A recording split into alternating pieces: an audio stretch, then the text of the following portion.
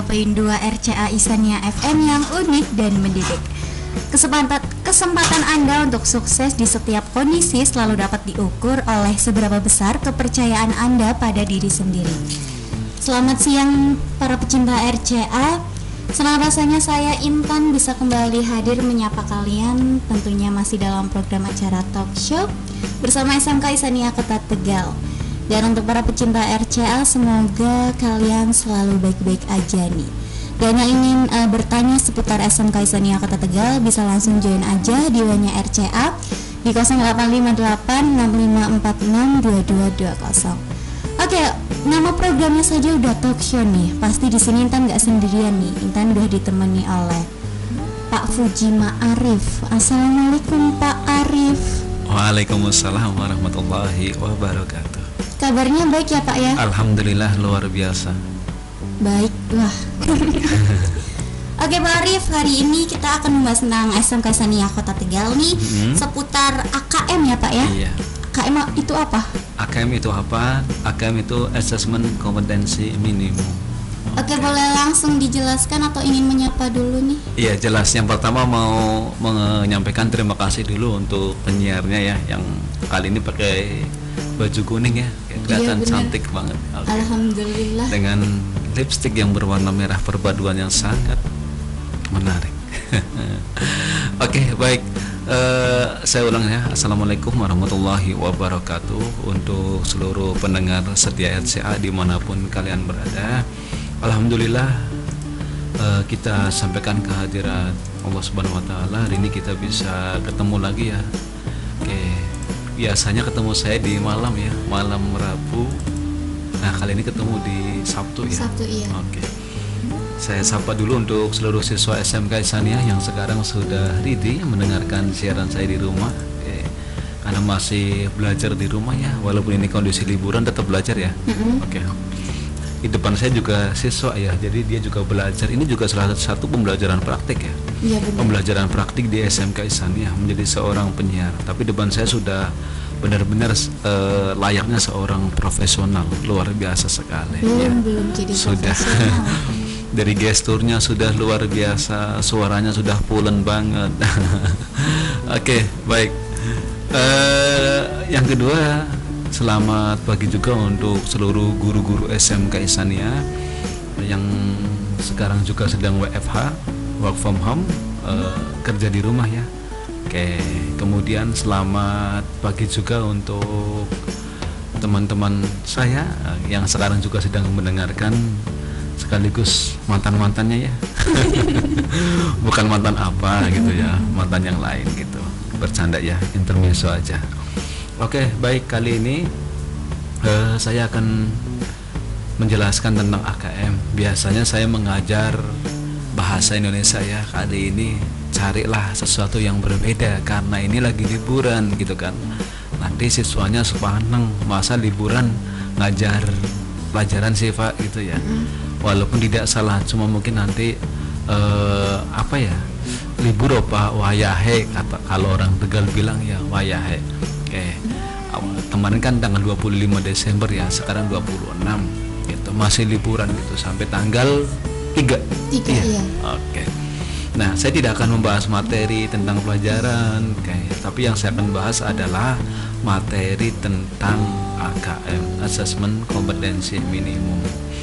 Oke, biar saya tidak salah ya, ini di depan saya juga sudah ada banyak sumber berkaitan dengan AKM. Apa sih itu AKM? Penyiarnya juga mesti bertanya-tanya, ini AKM apa sih Pak? Terdiri dari 3 huruf A, K, dan M, Assessment Kompetensi Minimum. Dari judulnya saja sudah kelihatan Assessment Kompetensi dan Minimum. Kalau tidak salah ya Pak ya, itu kaitannya dengan ujian nasional ya Pak ya, benar enggak gitu kan? Oke, benar enggaknya nanti saya jelaskan gitu ya. Ini saya ngomong sendiri, jawab sendiri. Oke. Sebelumnya kan untuk siswa SMP, SD, SMK itu kan ketika sudah kelas atas ya, kelas atas sudah menduduki, kalau SMK, SMA itu kelas 12, SMP kelas 9, biasanya kan ada salah satu tolak ukur yaitu ujian untuk mengukur sejauh mana pengetahuan atau kognitif peserta didik dalam memahami materi. Nah, kali ini yang akan saya bahas adalah AKM. AKM itu sebagai ganti dari ujian nasional. Ini juga penyiarnya kan kelas 3 ya. Oke, pasti juga bertanya, oh berarti ujian nasional tidak ada ya Pak ya? Seperti kita ketahui memang dari tahun kemarin juga sudah tidak ada ya. Iya benar. Oke, tidak ada. Sebagai gantinya adalah AKM. Tetapi AKM sendiri belum dilaksanakan ya. Oke, belum dilaksanakan. Iya.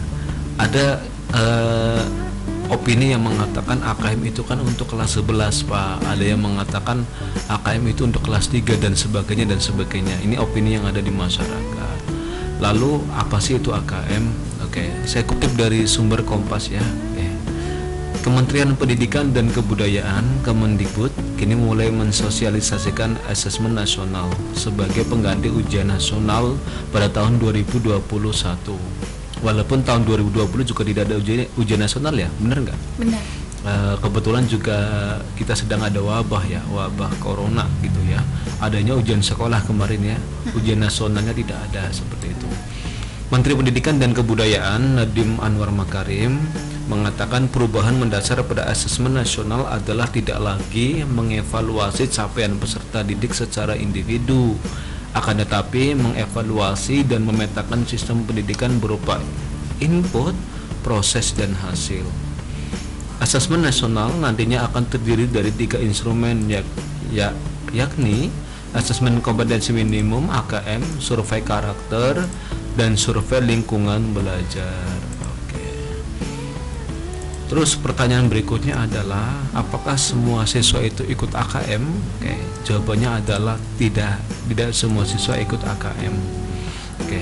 Dalam video singkat di akun Instagram resmi, Kemendikbud menjelaskan bahwa tidak semua siswa akan mengikuti asesmen nasional. Kemendikbud menerangkan bahwa dalam pelaksanaan asesmen nasional, responden murid akan dipilih secara acak dengan jumlah maksimal 30 orang murid SD atau MI. Kemudian 45 murid untuk SMP MTS, 45 murid untuk SMA, SMK atau MA di satuan pendidikan. Sementara responden satuan pendidikan kesetaraan ialah semua warga belajar yang terdaftar sebagai peserta ujian kesetaraan paket A, kelas 6, paket B, kelas 9, dan kelas 12. Oke. Jadi tidak semua murid dapat mengikuti asesmen ini karena peserta akan dipilih secara acak. Itu kata Kemendikbud. Informasi yang diperoleh dari asesmen nasional tersebut selanjutnya akan digunakan untuk perbaikan kualitas belajar mengajar yang pada gilirannya akan meningkatkan hasil belajar murid. Oke, saya mau tanya dulu nih, sudah pernah lihat nggak contoh dari asesmen? Belum Pak Arif. Soalnya belum. Lihat. Oke. Memang juga kemarin dipilih acak ya. Asesmen itu lebih ke penalarannya, jadi mengerjakan soal dalam bentuk penalaran dan literasi seperti itu. Jadi kalau yang sudah kalau ujian nasional kan kita benar-benar terforsir banget ya. Kalau ini lebih ke penalaran. Okay. Dengan demikian, asesmen nasional tidak dirancang untuk menghakimi sekolah atau untuk melakukan pemeringkatan sekolah. Papal Kemendikbud. Asesmen nasional akan dilakukan dengan menggunakan 3 instrumen. Yang pertama, asesmen kompetensi minimum AKM literasi numerasi. Komponen AKM jelas Kemendikbud terdiri dari literasi membaca dan numerasi.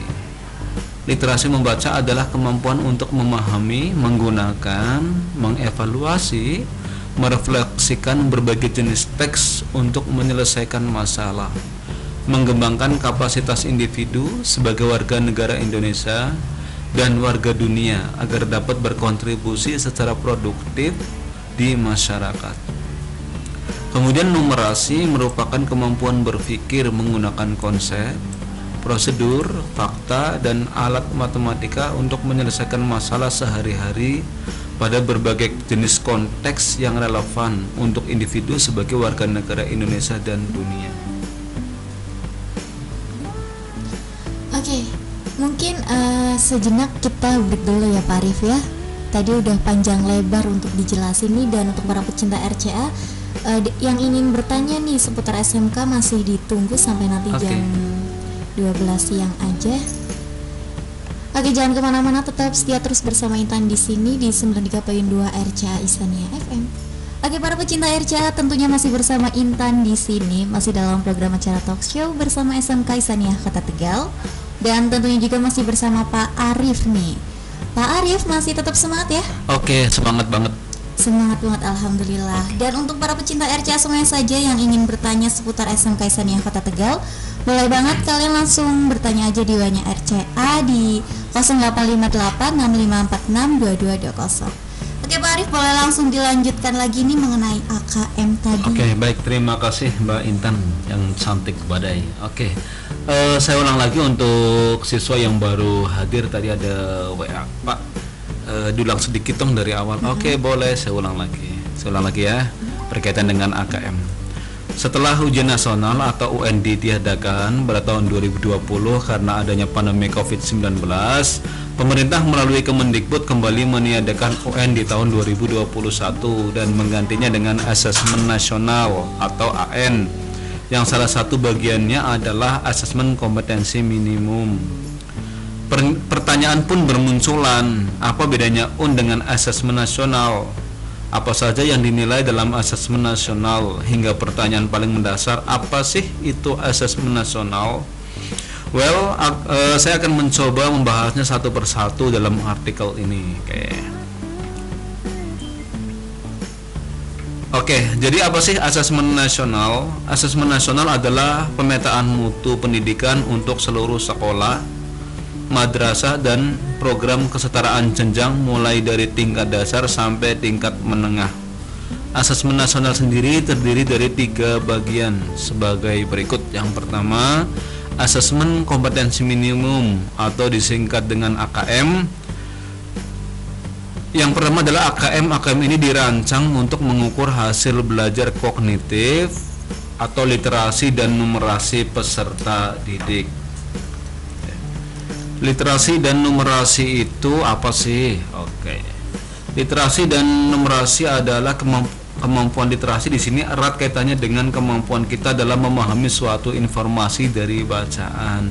Sedangkan untuk numerasi sendiri berkaitan dengan kemampuan mencerna informasi dalam bentuk angka atau kuantitatif. Berikutnya adalah survei karakter. Bagian kedua adalah survei karakter.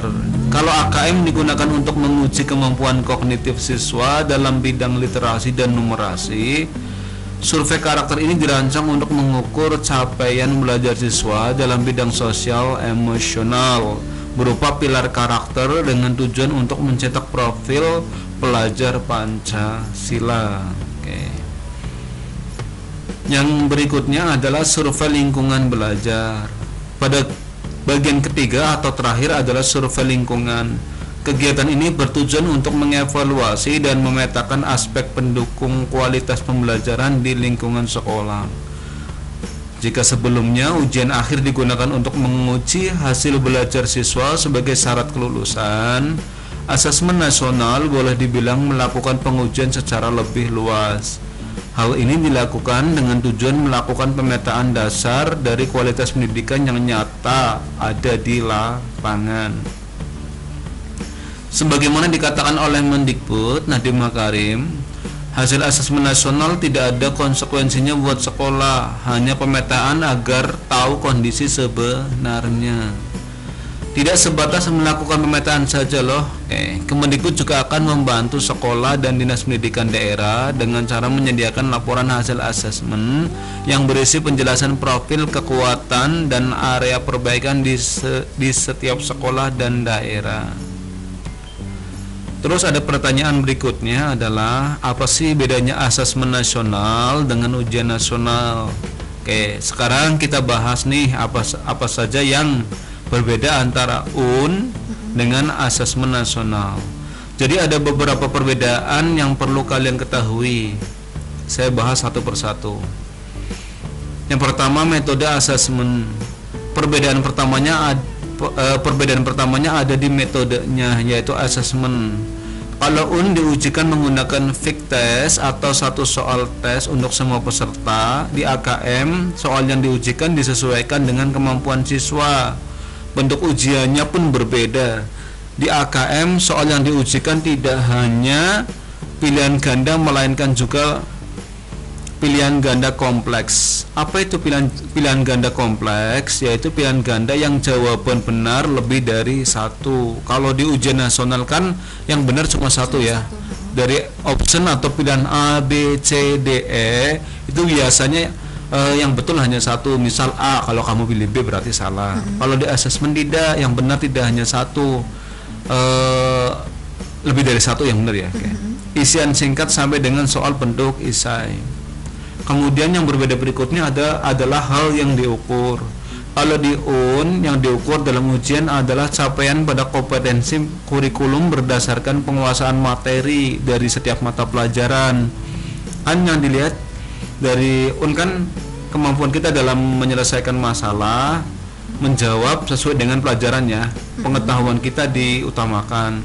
Di asesmen nasional yang diukur adalah kompetensi siswa pada literasi dan numerasi, karakter siswa dan gambaran lingkungan belajar. Kemudian berikutnya adalah peserta tes. Nah, yang menarik di ujian-ujian akhir sebelumnya peserta ujian adalah siswa kelas 12 SMA, SMK atau MA atau kelas 9 SMP, tingkat atas semua. Hal berbeda terjadi di asesmen nasional tahun 2021 di mana pesertanya diambil secara acak dari kelas 5 SD, 8 SMP dan 11 SMA, SMK, MA. Jadi tidak semua siswa akan menjadi pesertanya. Kebijakan ini dibuat dengan tujuan supaya siswa yang menjadi peserta asesmen nasional 2021 dapat merasakan perbaikan pembelajaran setelah adanya asesmen. Selain itu, kebijakan ini juga bertujuan untuk memberikan gambaran dampak dari proses pembelajaran yang dilakukan di setiap satuan pendidikan. Sampai sini ada gambaran tidak tentang asesmen? Ada ya Pak ya? Ada ya? Oke, saya lanjutkan ya. Oke, boleh. Dan biasanya ujian akhir ditujukan buat kelas 12. Setelah ujian mereka akan mendapatkan ijazah yang berisi nilai. Ijazah tadi bisa dijadikan bekal untuk melamar pekerjaan, daftar beasiswa, dan buat bekal mendaftar kuliah di luar negeri. Nah, asesmen nasional ini kan untuk tahun 2021 pesertanya adalah kelas 5, 8, dan 11 nih. Terus gimana sih nasib kelas 12 yang mau kerja atau kuliah di luar negeri setelah lulus misalnya? Tenang, untuk kelas 12 yang membutuhkan nilai kompetensi untuk melanjutkan tahap setelah SMA, kalian bisa mendaftarkan diri dan mengikuti asesmen nasional 2021. Kemudian berikutnya adalah pelaporan hasil tes. Perbedaan antara UN dengan asesmen nasional selanjutnya ada pada pelaporan hasil tes. Jika di UN yang menjadi pelaporan hasil tes adalah nilai tiap siswa, iya ya kayak gitu ya, iya nilai yang pengaruh ya. Nilai agregat dari tiap sekolah dan nilai agregat per wilayah berbeda dengan asesmen nasional. Di asesmen nasional yang menjadi pelaporan hasil tes adalah nilai agregat tiap sekolah dan nilai agregat tiap per wilayah. Kemudian tujuan tesnya berbeda selanjutnya pada tujuan tes. Kalau tujuan tesnya adalah pemetaan dan perbaikan pembelajaran, sedangkan untuk asesmen nasional tujuan tesnya adalah perbaikan pembelajaran serta peningkatan lingkungan belajar yang kondusif. Ya, oke. Itu ya berkaitan dengan asesmen, perbedaan asesmen dengan ujian nasional. Kira-kira sampai sini untuk Mbak Intan nih yang sekarang kelas 12, ada perasaan cemas atau malah alhamdulillah seperti itu? Cemas ada, tapi kalau dikatain seneng juga seneng, nggak ada un. Seneng juga seneng karena tidak ada un ya. Oke. Apalagi untuk asesmen juga sasarannya kelas 11. Lalu saya ngapain Pak gitu ya untuk kelas 12. Oke. Kalau kita ingat ya, kalau sebelum asesmen itu ada beberapa ujian selain ujian nasional. Bukan perubahan yang pertama kali ini loh. Perubahan format ujian akhir ini bukanlah yang pertama kali terjadi. Coba tanya ke ibu atau ayah atau paman kalian sih. Di masa mereka dulu ujian akhirnya disebut apa? Masih ingat nggak? Belum pernah tanya sama mama. Belum pernah. Minimal sama kakak gitu ya. Atau sama yang ada di depan muis gitu. Dulu ujiannya apa Pak? Kalau saya ujian nasional itu. Ujian nasional. Eptanas ujian nasional kah, atau masih bernama ujian penghabisan gitu ujiannya. Ujian akhir sendiri ternyata sudah dilakukan sejak tahun 1950 loh. Lama ya Pak ya? Iya, sudah ada ujian akhir. Nah, berikut secara singkat perubahan format ujian nasional dari masa ke masa. Pasti penasaran ya. Yang kalian tahu kan ujian nasional kemarin-kemarin ya. Nah, sebelumnya itu namanya apa sih yang dialami oleh kakak senior kalian atau bapak ibu, paman, om dan sebagainya, itu dulu namanya apa gitu ya? Apakah ada ujian? Ada. Namanya saja yang berbeda atau bagaimana? Ya. Yang pertama ada namanya ujian penghabisan. Ujian penghabisan itu dilakukan sekitar tahun 1950 sampai 1964. Ini kira-kira usianya siapa ini? Kalau 1950 sampai 1964. Pak Arif. Oh my god. Ini usia orang tua saya 50 sampai 64. Ujian ini adalah format ujian akhir pertama yang dimulai diujikan pada tahun 1950. Ujian ini diselenggarakan secara nasional. Soal-soal yang diujikan dalam ujian penghabisan berbentuk uraian dan esai. Soal-soal tersebut dibuat Departemen Pendidikan, Pengajaran dan Kebudayaan. Bisa kita bayangkan tahun 1950 saja sudah ada ujian. Tantangan buat orang tua kita dulu, orang tua saya ya mungkin ya, angkatan saya itu, kalau orang tuamu kan masih muda ya. Ternyata sudah ada ujian. Berarti dari dulu juga orang tua kita belajarnya luar biasa untuk menghadapi ujian. Makanya untuk generasi sekarang juga jangan kalah kayak gitu kan. Kemudian tahun 1965 sampai 1971 setelah ujian penghabisan ada diganti ya, namanya ujian negara. Perubahan format ujian dilakukan pada tahun 1965. Ujian akhir yang sebelumnya bernama ujian penghabisan berubah menjadi ujian negara. Tujuan dari ujian ini tidak hanya untuk menentukan kelulusan seorang siswa, melainkan juga sekaligus untuk melanjutkan pendidikan ke sekolah negeri atau perguruan tinggi negeri kalau lulus ujian negara. Soal yang digunakan dalam ujian negara berbentuk soal uraian dan jawaban singkat dengan kesulitan yang relatif tinggi dan memiliki kompleksitas jawaban yang membutuhkan kemampuan berpikir tingkat tinggi. Ini tahun 65 sampai 71. Bagi siswa yang tidak lulus ujian negara, siswa akan tetap mendapatkan ijazah dan dapat melanjutkan pendidikannya di sekolah swasta atau perguruan tinggi swasta. Bahan ujiannya sendiri disiapkan oleh pemerintah pusat dan hanya ada satu perangkat naskah ujian yang digunakan di seluruh wilayah Indonesia. Coba Mbak Intan, tadi apa yang pertama? Ujian penghabisan. Yang kedua ujian negara. Lanjut? Lanjut. Oke, lanjut Pak. Jangan kasih kendor. Tarik sis ya Pak ya. Tarik sis nangka gitu ya. Oke, kemudian tahun 1972 sampai 1979 ini kayaknya usia-usianya Bu Iyal kayaknya nih. Lahiran 79. Ayo ada guru. Oh, ada orangnya. 72 sampai 79. 1972 sampai 1979. Pada periode ujian sekolah, soal ujian tidak lagi disiapkan oleh negara atau pusat, melainkan dikembalikan kepada sekolah masing-masing. Jika sebelumnya ujian juga digunakan untuk seleksi perguruan tinggi atau jenjang setelahnya, ujian sekolah ditujukan untuk menentukan tamat tidaknya siswa tersebut dari jenjang pendidikannya. Istilah yang digunakan pada era itu bukan lulus atau tidak lulus, melainkan tamat. Oke.